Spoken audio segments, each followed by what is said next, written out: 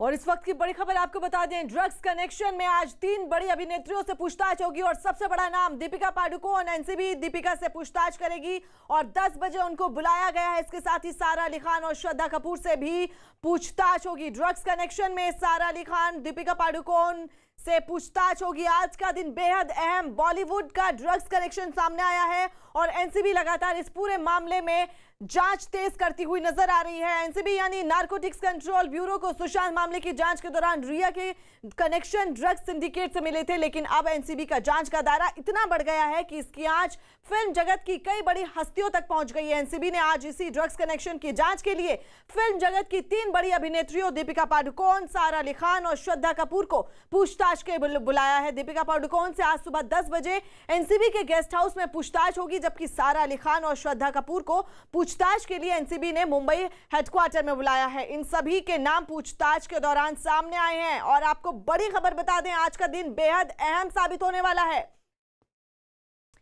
विवेक गुप्ता हमारे साथ लाइव जुड़ रहे हैं दीपिका के घर से। विवेक, 10 बजे निकलेंगी दीपिका अपने घर से बाहर पूछताछ के लिए, आप वहां मौजूद हैं, क्या तस्वीर आप देख पा रहे हैं?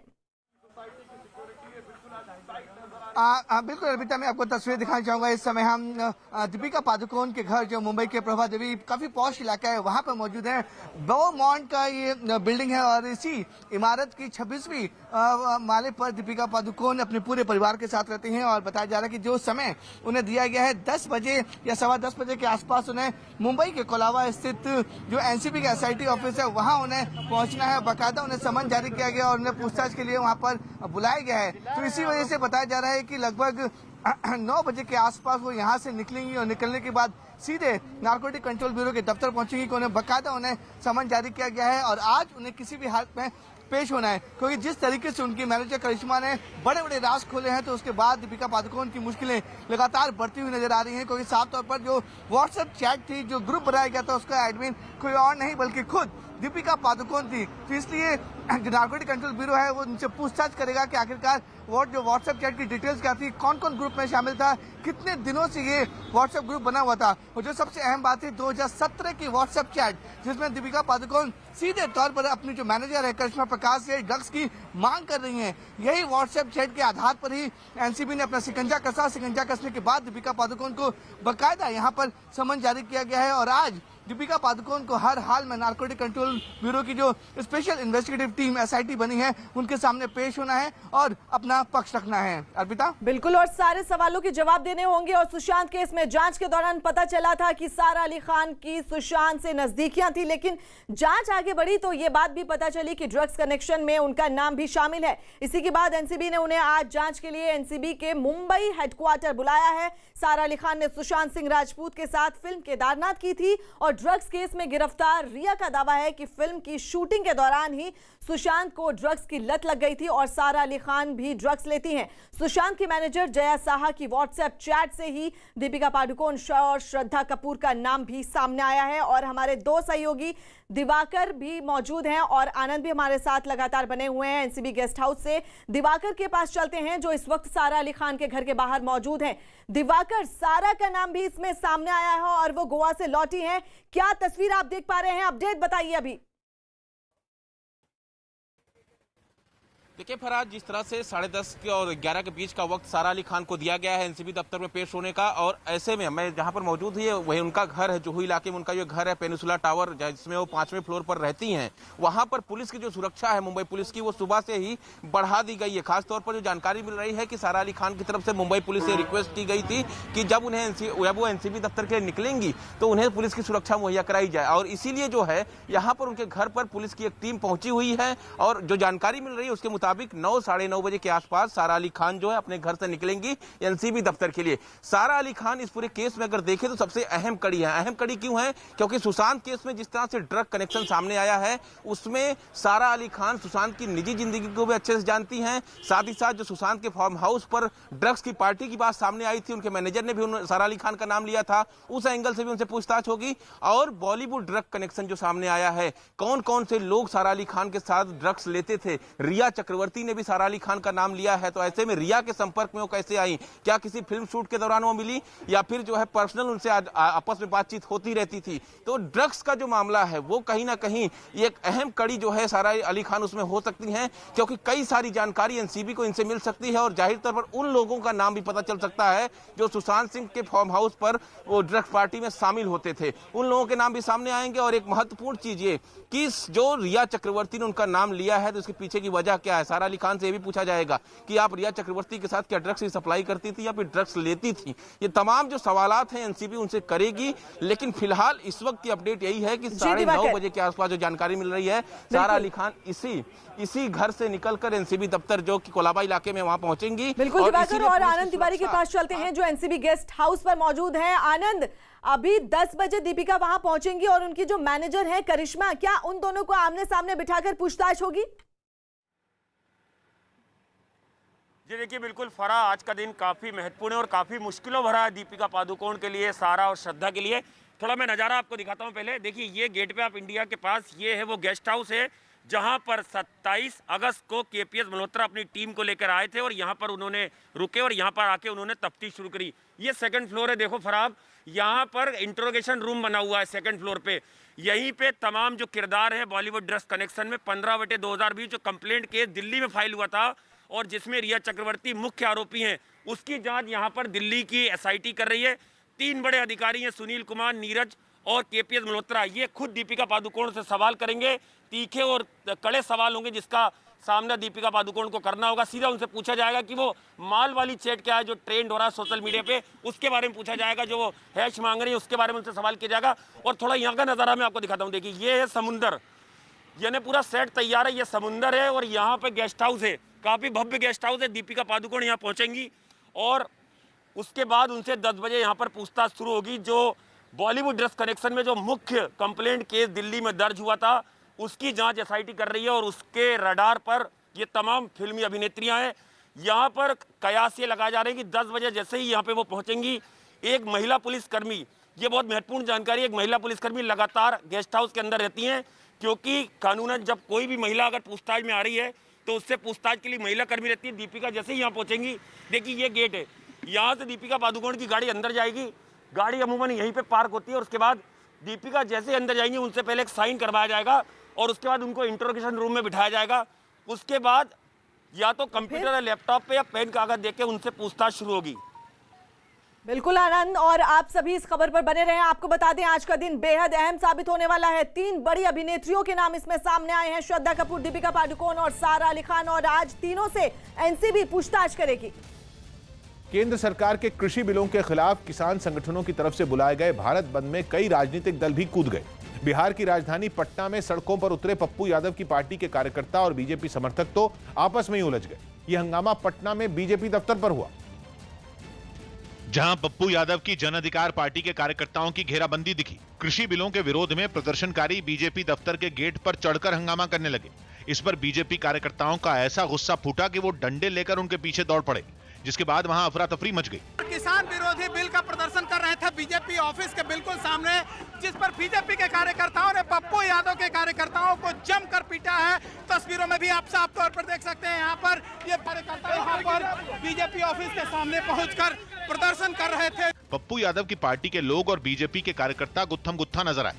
कुछ कार्यकर्ताओं को तो दौड़ा दौड़ा कर पीटा गया। इस सियासी हंगामे के दौरान पुलिस भी तमाशबीन बनी रही। तस्वीरों में भी आप साफ तौर पर देख सकते हैं, यहाँ पर ये बीजेपी के कार्यकर्ता हैं जो पप्पू यादव की जो पार्टी है उनके कार्यकर्ता को जबरदस्त पिटाई कर रहे हैं। जिस ट्रक में जन अधिकार पार्टी के कार्यकर्ता लदकर बीजेपी दफ्तर पहुंचे थे उसे भी कुछ लोगों ने निशाना बना लिया। पीछे फंसे एक कार्यकर्ता पर तो डंडे से 1-2 नहीं कई वार किए गए। इस हंगामे के लिए बीजेपी ने पप्पू यादव के समर्थकों को जिम्मेदार बता दिया। पप्पू यादव के गुंडे ने हमारे कार्यालय पे हमला किया, कोई नहीं चलेगा, हम लोग पप्पू यादव की गुंडागर्दी नहीं चलने देंगे। कृषि बिलों के खिलाफ पटना में ही आरजेडी नेता तेजस्वी यादव ने भी एक रैली निकाली, जिसमें केंद्र सरकार पर कृषि बिलों को वापस लेने की मांग की गई। पटना ही नहीं, देश भर के कई हिस्सों में कृषि बिलों का विरोध हुआ। बताया जा रहा है कि कृषि बिलों के खिलाफ बुलाए गए भारत बंद को 31 किसान संगठनों ने अपना समर्थन दिया और कुछ पार्टियां भी इस बंद के समर्थन में सड़कों पर उतर आईं। इनमें आरजेडी भी शामिल रही, जिसने पटना में ट्रैक्टर रैली निकालकर केंद्र को निशाने पर लिया। किसान बिल के विरोध में आज देश के कई हिस्से में विरोध प्रदर्शन हो रहा है और पटना में तेजस्वी यादव नेता प्रतिपक्ष ट्रैक्टर लेकर सड़क पर उतरे हैं। पटना के अलावा देश के दूसरे हिस्सों में भी कृषि बिलों का विरोध हुआ। उत्तर प्रदेश की राजधानी लखनऊ में तो किसानों ने हाईवे पर पराली जलाकर सरकार के खिलाफ अपनी भड़ास निकाली। किसान की बात करेगा, वही देश में राज करेगा। लखनऊ के अलावा हरियाणा के कुरुक्षेत्र में भी किसानों ने बाजार बंद करवा दिए। दिल्ली के पास गाजियाबाद में भी सड़कों पर उतरे किसानों ने दिल्ली मेरठ हाईवे को जाम कर दिया।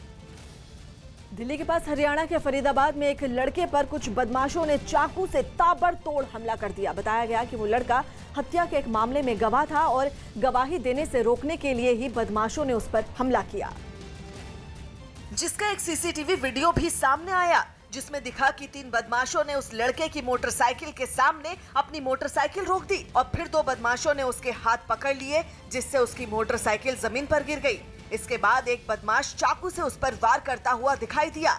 उस लड़के पर चाकू से कई बार वार किए गए। वारदात के वक्त वहां कई लोग भी गुजरते दिखे। वहीं सामने की कुछ दुकानों में भी लोग तमाशबीन बने रहे, लेकिन किसी ने भी उन बदमाशों को रोकने की हिम्मत नहीं जुटाई। उस लड़के पर हमला करने के बाद भी जब उन बदमाशों का मन नहीं भरा तो उन्होंने उसकी मोटरसाइकिल को भी ईंट पत्थर से तोड़ने की कोशिश की। इस घटना की जानकारी मिलते ही पुलिस ने 2 आरोपियों को गिरफ्तार कर लिया। उसके मामा की हत्या का उन्होंने वही लिख के दिया FIR में कि हमारी उसकी वजह से हमें गवाह थे हम, उस वजह से इन्होंने हमारे पर हमला किया है। वहीं इस हमले में बुरी तरह घायल हुए लड़के को अस्पताल में भर्ती करवाया गया। ग्रीस के एथेंस में हजारों छात्रों और टीचरों ने सड़क पर उतरकर जमकर विरोध प्रदर्शन किया। इन लोगों ने कोरोना से बचने के लिए स्कूलों में कई तरह के एहतियात बढ़ाने की मांग की और हजारों की संख्या में जमा होकर राजधानी एथेंस की सड़कों पर एक विशाल रैली निकाली। हाथों में कई तरह के पोस्टर और तख्तियां पकड़े इन लोगों ने जमकर नारे भी लगाए। प्रदर्शन में शामिल छात्रों ने मांग की कि क्लास में एक बार में 25 छात्रों के बजाय 15 छात्रों को बिठाया जाए ताकि बीमारी के फैलने का खतरा कम हो। साथ ही साफ सफाई का भी खास ख्याल रखा जाए।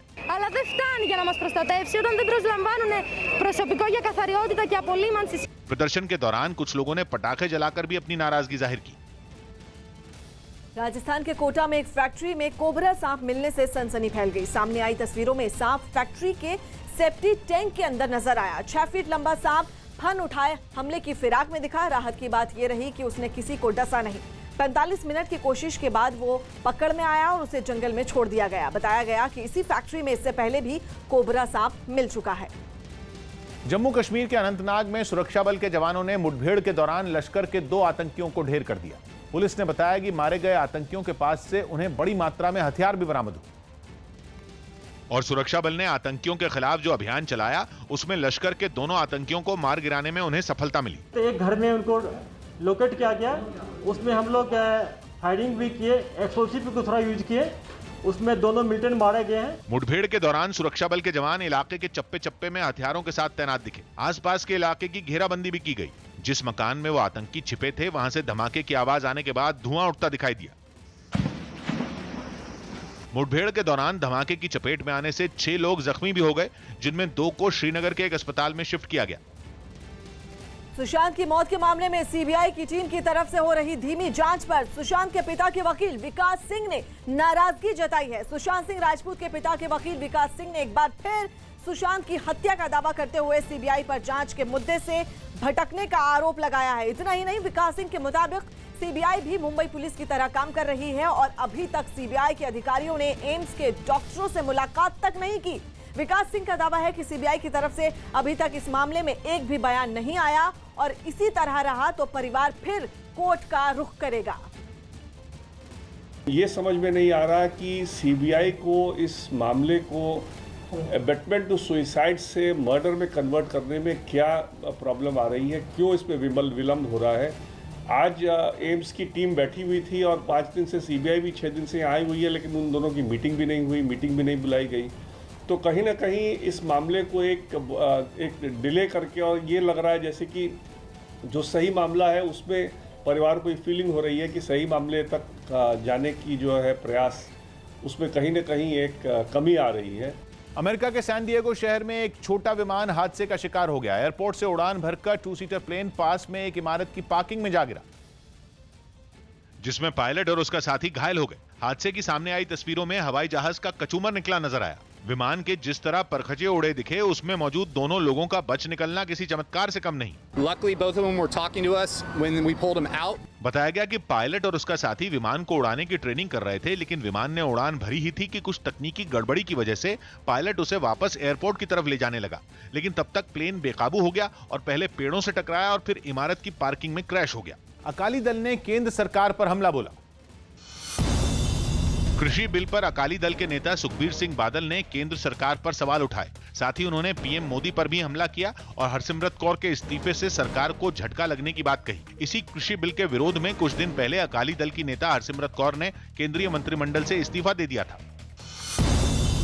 दिल्ली के पास यूपी के गाजियाबाद में पुलिस ने धोखाधड़ी के मामले में 2 लोगों को गिरफ्तार कर लिया। आरोप है कि लड़कियों के फर्जी प्रोफाइल बनाकर ये आरोपी सोशल मीडिया पर लोगों से ठगी करते थे। कोरोना के खतरे की वजह से नवंबर में होने वाला ऑस्ट्रेलिया और अफगानिस्तान का टेस्ट मैच टाल दिया गया। साथ ही क्रिकेट ऑस्ट्रेलिया ने न्यूजीलैंड के खिलाफ 3 मैचों की वनडे सीरीज भी नहीं करवाने का फैसला लिया। ये सीरीज अगले साल जनवरी में होनी थी। पाकिस्तान के तेज गेंदबाज उमर गुल ने संन्यास की घोषणा कर दी। नेशनल T20 कप उनके करियर का आखिरी टूर्नामेंट होगा। इसके बाद वो क्रिकेट के तीनों फॉर्मेट को अलविदा कह देंगे। जम्मू कश्मीर के कुलगाम में सुरक्षा बल ने नेशनल हाईवे पर एक गाड़ी से काफी हथियार और विस्फोटक बरामद किए। साथ ही पुलिस ने वहां से 2 आरोपियों को भी गिरफ्तार कर लिया। इन लोगों के पास से काफी नकदी भी बरामद की गई। कोरोना संकट के बीच रूस ने चीन, पाकिस्तान, बेलारूस और ईरान के साथ मिलकर युद्ध का अभ्यास किया। इस सैन्य कार्यक्रम में रूस के राष्ट्रपति व्लादिमीर पुतिन भी शामिल हुए, जिनकी मौजूदगी में कई देशों की सेनाओं ने अपना दमखम दिखाया। इस युद्धाभ्यास में सभी तरह के हथियारों और गोला बारूद का इस्तेमाल किया गया। इस बीच टैंकों से की गई फायरिंग से पूरा इलाका दहल उठा। इस दौरान कई लड़ाकू विमान भी वहां नजर आए। लड़ाकू विमानों के जरिए बम बरसाकर वायुसेना ने अपनी ताकत दिखाई। बताया गया कि सैन्य कार्यक्रम उस जगह पर हुआ जहां रूस अपनी मिसाइलों और बमों का परीक्षण करता है। लालू प्रसाद यादव के बेटे और आरजेडी नेता तेज प्रताप यादव अपनी सीट बदलने की तैयारी कर रहे हैं। तेज प्रताप मौजूदा वक्त में बिहार के हाजीपुर जिले की महुआ सीट से विधायक हैं, लेकिन खबर है कि अब वो अपनी सीट बदलकर समस्तीपुर जिले की हसनपुर सीट से चुनाव लड़ सकते हैं और इसीलिए वो 2 बार वहां का दौरा भी कर चुके हैं। यही नहीं, बीते 2 दिनों में भी वो नहीं नजर आए। इस दौरान उन्होंने किसी उम्मीदवार की तरह वहां प्रचार किया। तेज प्रताप ने हसनपुर में एक बड़ा रोड शो भी किया, जिसमें लोगों की भीड़ उमड़ी, जिसे देखकर वो गदगद हो गए। माना जा रहा है कि 2015 में महुआ से जीत चुके तेज प्रताप यादव को इस बार अपने पिता की कमी खल रही है, क्योंकि उन्हें ऐसा लगता है कि उनकी गैर मौजूदगी चुनाव पर असर डालेगी। जबकि हसनपुर में यादव समुदाय के वोटर ज्यादा हैं, जो तेज प्रताप की जीत की राह आसान कर सकते हैं, जिसकी वजह से उन्होंने सीट बदलने की तैयारी कर ली। इतना ही नहीं, अपने चेहरे के हाव भाव और बयानों से तेज प्रताप ने इसके संकेत देने भी शुरू कर दिए। डिग्री कॉलेज में हम खोलने का काम करेंगे। खोलने का नहीं, दिखेगा। वो लड़के हैं, नौजवान हैं, जितने भी महिलाएं हैं, तमाम जब वो पढ़ेंगे तब वो बोलेंगे कि हाँ कुछ हुआ। खबर है कि तेजस्वी यादव और उनकी मां राबड़ी देवी से उन्हें इस बात की हरी झंडी मिल चुकी है। पटना में आरजेडी नेता तेजस्वी यादव, तेज प्रताप और पप्पू यादव समेत 100 से अधिक लोगों पर केस दर्ज किया गया है। इन सभी लोगों पर सोशल डिस्टेंसिंग का पालन नहीं करने, डिजास्टर मैनेजमेंट एक्ट के दौरान सरकारी काम में बाधा डालने समेत कई धाराओं के तहत केस दर्ज किया गया है। शुक्रवार को कृषि बिल के खिलाफ पटना में विरोध प्रदर्शन का आयोजन किया गया था। इसी दौरान इन नेताओं पर और इनकी पार्टी के कार्यकर्ताओं ने सोशल डिस्टेंसिंग की जमकर धज्जियां उड़ाई थी। इसी के बाद पटना के कोतवाली थाने में इन लोगों के खिलाफ केस दर्ज किया गया है। चीन की एक दवा कंपनी ने 2021 के शुरुआती महीनों में कोरोना की वैक्सीन तैयार होने का दावा किया। कंपनी ने वैक्सीन के सभी ट्रायल सफल होने पर इसे दुनिया भर में बांटने का भी दावा किया और इसकी तैयारी भी शुरू कर दी। सामने आई कुछ तस्वीरों में एक फैक्ट्री में कुछ लोग वैक्सीन की पैकेजिंग के काम में जुटे नजर आए। कंपनी ने बताया कि अगर ये वैक्सीन इंसानों पर परीक्षण के तीसरे और आखिरी ट्रायल को पूरा कर लेती है तो बड़े पैमाने पर इसका उत्पादन शुरू हो जाएगा।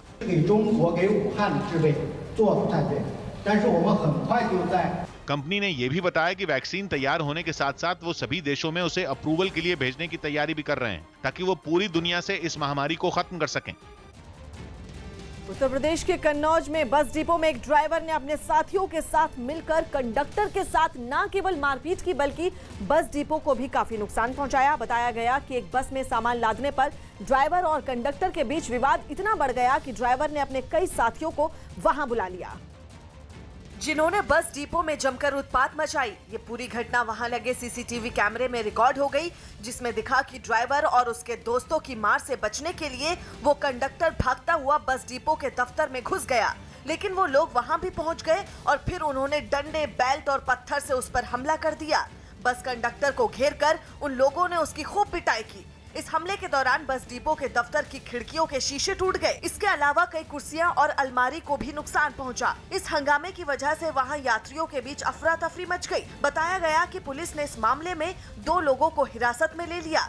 वहीं आरोपी ड्राइवर के खिलाफ भी कार्रवाई करने की तैयारी है। हैदराबाद में 6 महीने बाद सिटी बस सेवा दोबारा शुरू हो गई। कोरोना वायरस की वजह से मार्च में ही पूरे राज्य में बस सेवा बंद कर दी गई थी, जिसे कोरोना संकट के बीच ही लोगों की बढ़ती मांग को देखते हुए हैदराबाद में फिर से बहाल कर दिया गया। लंबे वक्त बाद बसें सड़कों पर चलती दिखाई दी। बस अड्डों से निकलकर बसें अलग अलग स्टैंड तक पहुंची, जहां खड़े मुसाफिर अपनी मंजिल तक पहुंचने के लिए उनमें सवार होते दिखे। Out of 50, we have operated 25 services today, mostly on main routes. एक बस में कंडक्टर यात्रियों के हाथों को सैनिटाइज कराता नजर आया। साथ ही उस बस में सभी यात्री सोशल डिस्टेंसिंग के नियम को ध्यान में रखते हुए बैठे दिखे। बीमारी से बचने के लिए 2 लोगों की बैठने की सीट पर एक ही यात्री बैठा मिला।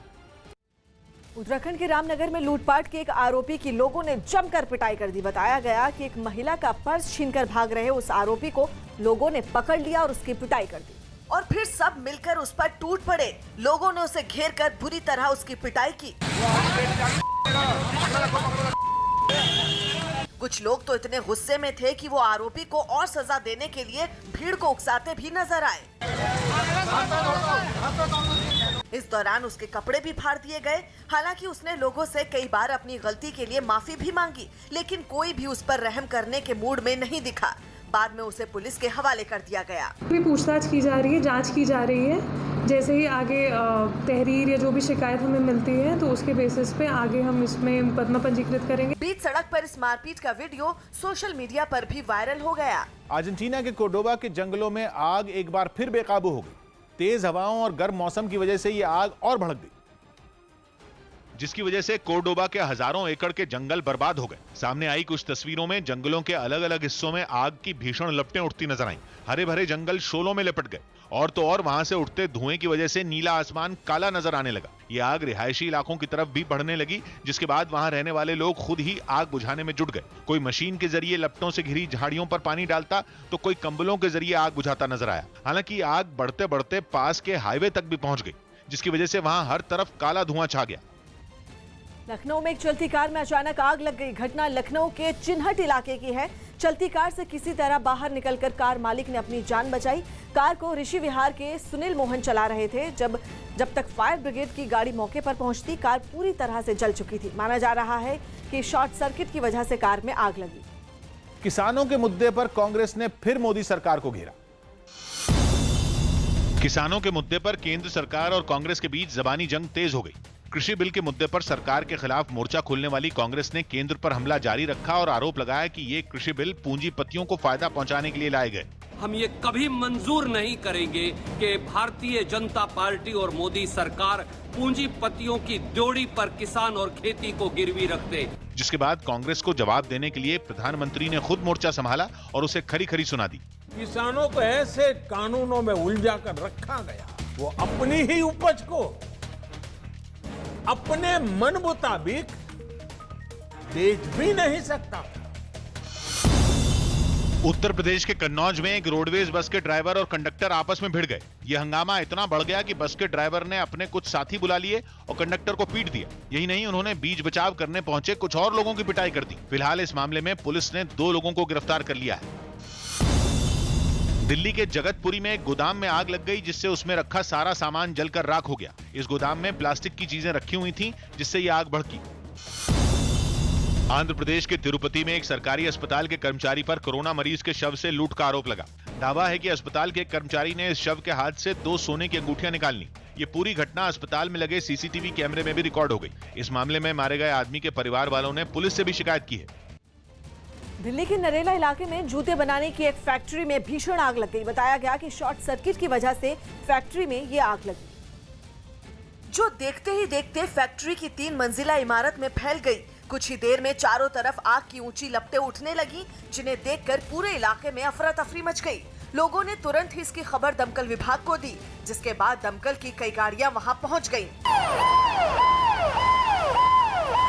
आग को बुझाने में कई घंटों का वक्त लग गया। बताया गया कि आग लगते ही फैक्ट्री के अंदर काम कर रहे सभी लोगों को सुरक्षित बाहर निकाल लिया गया था, लेकिन इस हादसे में फैक्ट्री के अंदर रखा सारा सामान जलकर राख हो गया। उत्तर प्रदेश में अलीगढ़ के एक पुलिस थाने में हुए हंगामे के दौरान बीजेपी कार्यकर्ताओं ने कोरोना से जुड़े नियमों को ताक पर रख दिया। यह हंगामा वहां जिले के बीजेपी अल्पसंख्यक मोर्चा के एक नेता समेत 6 लोगों के खिलाफ छेड़छाड़ का मामला दर्ज होने पर हुआ। और जिस महिला ने ये केस दर्ज कराया वो भी बीजेपी की कार्यकर्ता है। ऐसे में इस मामले पर बीजेपी कार्यकर्ता 2 धड़ों में बंट गए। इनमें जिस नेता पर छेड़छाड़ का मामला दर्ज हुआ उसके समर्थकों ने तो सीधे इलाके के पुलिस थाने पर धावा बोल दिया। 50 से ज्यादा लोग कोरोना से जुड़े नियमों की धज्जियां उड़ाते हुए थाने में ही धरने पर बैठ गए। आरोप है कि कुछ कार्यकर्ताओं ने तो पुलिस से बदसलूकी भी की। थाने में हुए इस बवाल के दौरान ज्यादा लोग बिना मास्क के दिखे। जिनके पास मास्क था भी वो खाना पूर्ति के लिए इसे मुंह से नीचे करके पहने दिखे। यही नहीं, सोशल डिस्टेंसिंग यानी एक दूसरे से जरूरी दूरी बनाए रखने के नियम का भी इन लोगों ने पालन नहीं किया। थाने में हुए इस हंगामे ने पुलिस के भी पसीने छुड़ा दिए। यूक्रेन में सेना का एक विमान हादसे का शिकार हो गया और इस हादसे में 22 लोगों की मौत हो गई। यह हादसा उस समय हुआ जब AN-32 विमान एयरपोर्ट पर उतरने की कोशिश कर रहा था। जमीन से टकराते ही विमान आग के शोले में बदल गया और आग की ऊंची ऊंची लपटें उससे उठी। इस हादसे में 2 लोग गंभीर रूप से घायल हुए हैं। फिलहाल हादसे के कारणों का पता नहीं चल पाया है। इस विमान में ज्यादातर लोग एविएशन यूनिवर्सिटी के छात्र थे, जिसे यूक्रेन का रक्षा मंत्रालय चलाता है। थाईलैंड की संसद में संविधान संशोधन पर चर्चा के दौरान सरकार पर दबाव बनाने के लिए लोग उसके बाहर धरना देने पहुंच गए। पिछले कुछ महीनों से वहां लोकतंत्र की मांग में सरकार विरोधी प्रदर्शन हो रहे हैं। और जब आखिरकार प्रदर्शनकारियों की संविधान सुधारों की एक मांग पर संसद में बहस शुरू हुई तो हजारों लोग राजधानी बैंकॉक में संसद के बाहर जुट गए। हाथों में तख्तियां लेकर वो नेताओं को अपनी शर्तें याद दिलाते नजर आए। बुजुर्ग तक रैली में शामिल हुए।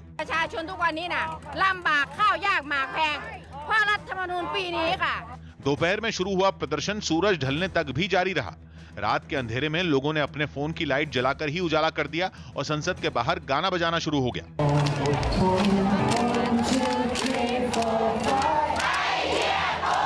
लेकिन रात होते होते प्रदर्शनकारी आक्रामक हो गए। वो सड़क से उठकर संसद परिसर की दीवार पर लोकतंत्र के प्रतीक रंगते नजर आए। लोग संसद के अंदर दाखिल न हो पाए, इसलिए पुलिस के जवान गेट पर तैनात हो गए। लेकिन तब भी एक प्रदर्शनकारी एक दूसरे आदमी के कंधों पर चढ़कर गेट पर स्टिकर लगाता दिखा।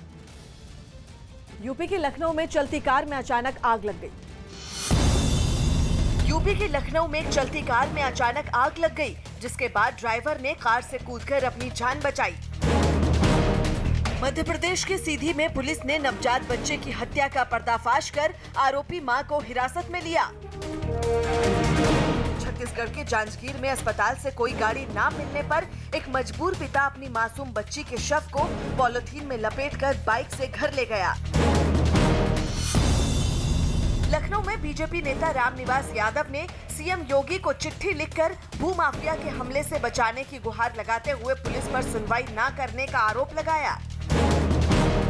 यूपी के गोरखपुर में किसान बिल के विरोध के दौरान पुलिस और कांग्रेस नेताओं के बीच झड़प हुई।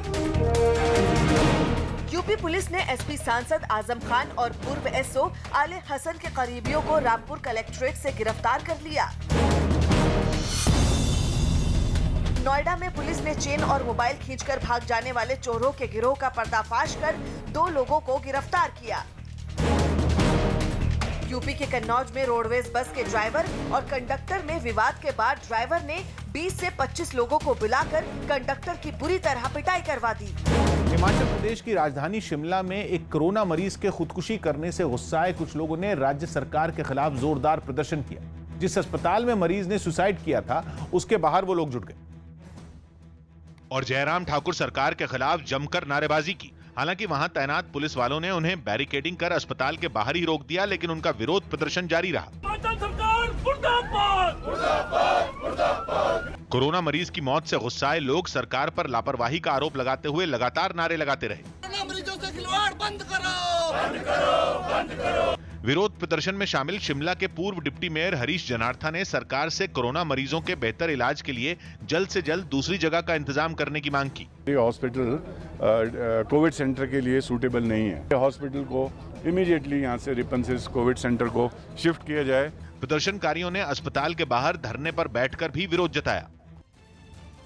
ड्रग्स केस में एनसीबी के लिए बड़ी हस्तियों की चैट काफी मददगार साबित हुई है। अभिनेत्री दीपिका पादुकोण तक पहुंचने के लिए भी एनसीबी को एक ऐसी ही चैट का सहारा मिला। न्यूज 18 के आनंद तिवारी की रिपोर्ट है कि दीपिका पादुकोण की 2017 की वो चैट एनसीबी के हाथ लगी जिसमें उन्होंने #ड्रग्स की मांग की थी। एनसीबी को जानकारी मिली कि इसके लिए एक व्हाट्सएप ग्रुप बनाया गया था और चौंका देने वाली बात ये सामने आई है कि उस ग्रुप की एडमिन खुद दीपिका पादुकोण थी। इस ग्रुप में जया साहा, उनकी मैनेजर करिश्मा प्रकाश भी शामिल थी। बताया गया कि चैट ईडी को मिली थी जिसे बाद में एनसीबी ने आगे की तफ्तीश का हिस्सा बनाया था। इराक के मोसुल में सेना ने आतंकी संगठन आईएसआईएस के खात्मे के लिए ऑपरेशन शुरू कर दिया। आईएसआईएस के दबदबे वाले एक द्वीप पर सेना और पुलिस ने मिलकर यह साझा अभियान चलाया, जिसमें उनके जवान आईएसआईएस के अड्डों को तबाह करने के लिए उन पर ताबड़तोड़ फायरिंग करते दिखे। पुलिस और सेना के जवानों ने द्वीप पर बने आतंकी ठिकानों को घेर लिया और उन पर निशाना लगाकर गोलियां दागते नजर आए।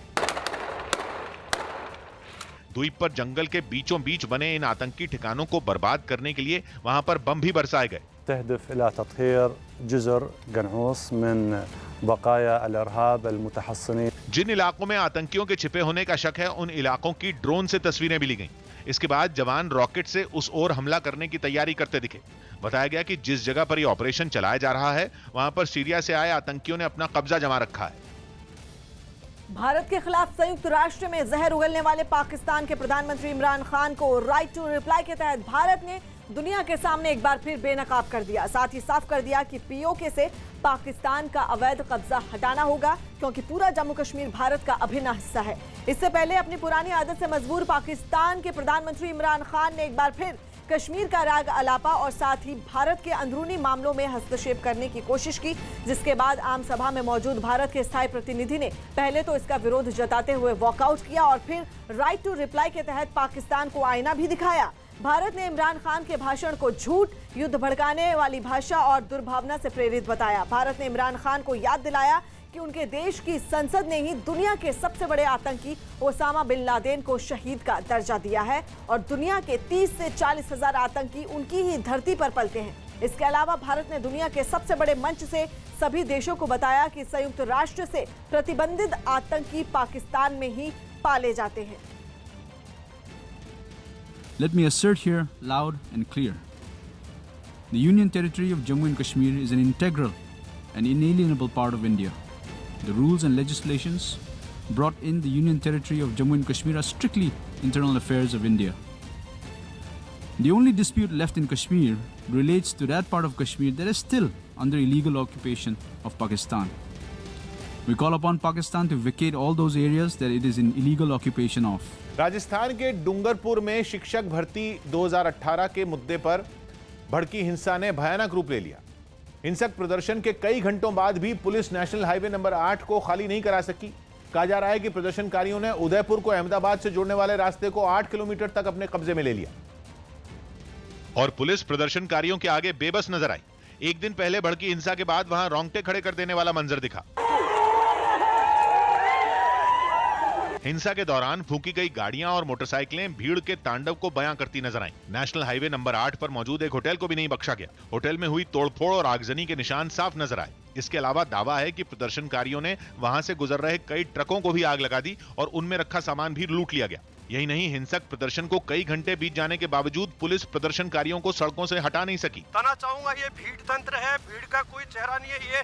इनका यही समझ में नहीं आ रहा है कि इनका लीडर कौन है और कौन इनको लीड कर रहा है, किसके कहने पे ये चल रहे हैं, कुछ भी समझ में नहीं आ रहा है। अगर कोई प्रतिनिधि इनके बात भी कर रहे हैं तो इन तक ये बात पहुंच रही है या नहीं पहुंच रही है ये भी अभी क्लियर नहीं, क्योंकि इंटरनेट सेवाएं बंद कर दी गई हैं। तनाव और लोगों के गुस्से को देखते हुए वहां भारी पुलिस बल की तैनाती कर दी गई। हालात पर काबू पाने के लिए 200 से ज्यादा पुलिस कर्मियों को सड़कों पर उतार दिया गया। आप देखिए किस प्रकार उपद्रवी जो है पत्थरबाजी कर रहे हैं। हम इनके बहुत नजदीक हैं और ये पुलिस भी कुछ नहीं कर पा रही है। अभी पुलिस देखेगा, फिर पुलिस भागेगी। पुलिस के पास में इसके अलावा कोई रास्ता नहीं है। हम लाइव तस्वीरें अपने दर्शकों को दिखा रहे हैं कि किस प्रकार, और अभी अब हमें भी भागना होगा। इस हिंसा में पुलिस के कई बड़े अधिकारी भी बुरी तरह जख्मी हो गए। इसके अलावा हाईवे से गुजर रहे कई लोगों को भी निशाना बनाया गया। जिस प्रदर्शन के दौरान यह हिंसा भड़की उसमें शिक्षक भर्ती 2018 के खाली पड़े पदों को अनुसूचित जनजाति के उम्मीदवारों से भरने की मांग की जा रही है। लेकिन इसके बाद भीड़ बेकाबू हो गई और प्रदर्शन ने हिंसा का डरावना रूप ले लिया। हिंसा के दौरान पुलिस पर हुए हमले का भी एक वीडियो सामने आया, जिसमें प्रदर्शनकारी उस पर पथराव करते हुए नजर आए। प्रदर्शनकारी लगातार आगे बढ़ रहे हैं पत्थरबाजी करते हुए और पुलिस को लगातार खदेड़ा जा रहा है। 20 घंटे तक नेशनल हाईवे को प्रदर्शनकारियों ने बंधक बनाकर रखा। हालात तो सामान्य ही है, लेकिन फिर भी ये कभी नीचे उतर जाते हैं, फिर उनको खदेड़ते हैं, वापस डोंगरी पे चढ़ जाते हैं। डूंगरपुर में भड़की हिंसा पर राज्य के मुख्यमंत्री अशोक गहलोत ने भी एक ट्वीट कर दुख जताया और प्रदर्शनकारियों से शांति बनाए रखने की अपील की। ड्रोन से हथियार भेजने की पाकिस्तान की साजिश का पर्दाफाश हो गया। जम्मू कश्मीर पुलिस के आईजी विजय कुमार ने जानकारी दी कि पाकिस्तान ड्रोन की मदद से हथियार भिजवाने की कोशिश कर रहा है। यही नहीं, वो लगातार आतंकियों की भर्ती में भी जुटा है। वहाँ हथियार ही भेज रहा है, ड्रोन से हो चाहे मैनुअली भेज रहा हो, मिलिटेंट के हाथ भेज रहा हो, इंस्टिगेट कर रहा है, रिक्रूटमेंट भी करवा रहा है पाकिस्तान।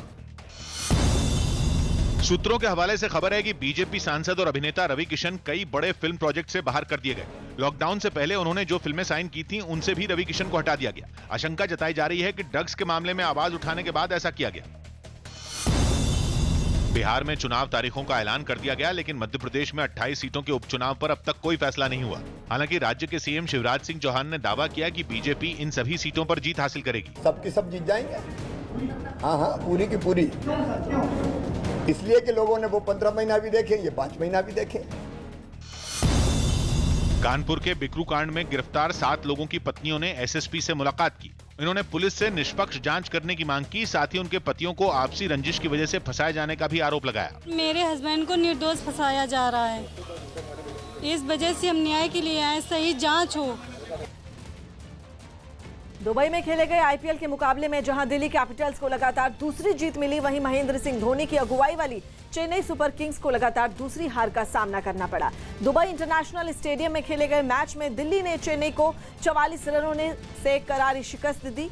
टॉस हारने के बाद पहले बल्लेबाजी करने उतरी दिल्ली ने चेन्नई के सामने जीत के लिए 176 रन का स्कोर रखा, लेकिन चेन्नई 20 ओवर में सिर्फ 131 रन ही बना सकी। दिल्ली कैपिटल्स के लिए शानदार 64 रन बनाने वाले पृथ्वी शॉ को मैन ऑफ द मैच चुना गया। आईपीएल मुकाबलों में चेन्नई की 3 मैचों में यह लगातार दूसरी हार है।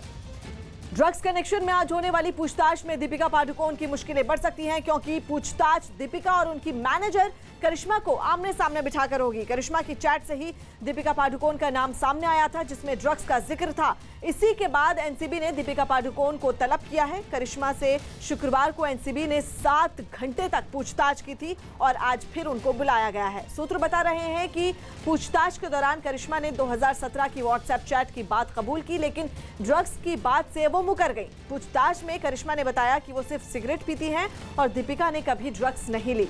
करिश्मा दीपिका के साथ पिछले 8 साल से जुड़ी हैं, जबकि 9 साल से वो कुआन के लिए भी काम कर रही हैं।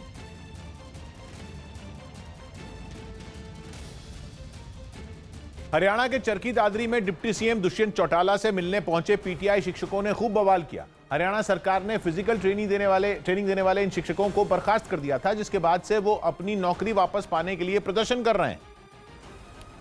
और इसीलिए वो चरखी दादरी के रेस्ट हाउस के बाहर भी इकट्ठा हुए, लेकिन देखते ही देखते बात इतनी बिगड़ गई कि उनकी पुलिस के साथ झड़प शुरू हो गई। यह हंगामा इसलिए हुआ क्योंकि डिप्टी सीएम दुष्यंत चौटाला वहां के दौरे पर थे और रेस्ट हाउस पहुंचने वाले थे। जैसे ही पीटीआई शिक्षकों को यह बात पता चली, वो अपना विरोध जताने के लिए वहां पहुंच गए। पुलिस को पहले से ही बवाल होने का अंदेशा था, लिहाजा उसने जगह जगह बैरिकेडिंग की थी, लेकिन प्रदर्शन में शामिल लोग एक तूफान की तरह आए। उन्होंने सारे बैरिकेड गिरा दिए और आगे बढ़ने लगे। पुलिस वालों ने उन्हें रोकने के लिए लाठीचार्ज भी किया, लेकिन कोई असर नहीं हुआ। नौबत यह आ गई कि गुस्साए लोगों ने बैरिकेड से पुलिस वालों को धक्का देकर पीछे हटा दिया। हालात बिगड़ते देख पुलिस को आंसू गैस के गोले छोड़ने पड़े। बताया गया कि इस हंगामे में कुछ लोग घायल भी हुए। कंगना रनौत का दफ्तर तोड़ने के मामले में बॉम्बे हाईकोर्ट ने मुंबई महानगर पालिका को फटकार लगाई है। न्यूज 18 के अभिषेक पांडे की रिपोर्ट है कि इस मामले में कोर्ट ने नाराजगी जताई और मुंबई महानगर पालिका की ओर से कंगना के दफ्तर पर आनन फानन में की गई कार्रवाई पर सवाल पूछे। अदालत ने दो टूक सवाल किया कि क्या बीएमसी दूसरे मामलों में भी उतनी ही तेजी से कार्रवाई करती है जितनी उसने इस मामले में की। इसके साथ ही कोर्ट ने कंगना को मिले नोटिस पर भी उनसे फटकार लगाई और बीएमसी को 28 सितंबर तक अदालत को जवाब देने को कहा। दक्षिण अफ्रीका के गॉटिंग प्रांत से एक चौंका देने वाला वीडियो सामने आया, जिसमें पुलिस की गाड़ियां और हेलीकॉप्टर एक चोर का पीछा करती थी। आरोपी वहां से एक कार चुराकर भाग रहा था, जिसके बाद पुलिस की गाड़ियां उसके पीछे लग गईं। उसे पकड़ने के लिए हेलीकॉप्टर की भी मदद ली गई। सामने आए एक वीडियो में एक पुलिसकर्मी मोटरसाइकिल से उसका पीछा करता दिखा। उसे सामने से आते देख आरोपी ने गाड़ी घुमा ली और वो दूसरी तरफ निकल गया। पुलिस की एक गाड़ी, मोटरसाइकिल और एक हेलीकॉप्टर ने उसका पीछा शुरू कर दिया। उसे चेतावनी देने के लिए हवा में गोलियां भी चलाई गईं। हाईवे पर आने के बाद आरोपी ने गाड़ी की रफ्तार अचानक बढ़ा दी। वो कुछ ही सेकंड में पुलिस से काफी दूर निकल गया। मोटरसाइकिल पर पीछा कर रहे पुलिस वाले ने उसकी गाड़ी के पिछले वाले पहिए पर कई गोलियां भी चलाईं और वो इसमें कामयाब भी हो गया। गाड़ी का पिछला टायर गोली लगने से फट गया और आरोपी की कार डगमगाते हुए कुछ दूर जाकर रुक गई। इसके बाद मोटरसाइकिल पर बैठे पुलिस वाले ने कई और गोलियां चलाईं, जिससे कि वो भाग नहीं सके। काफी कोशिश के बाद कार चुराकर भाग रहे आरोपी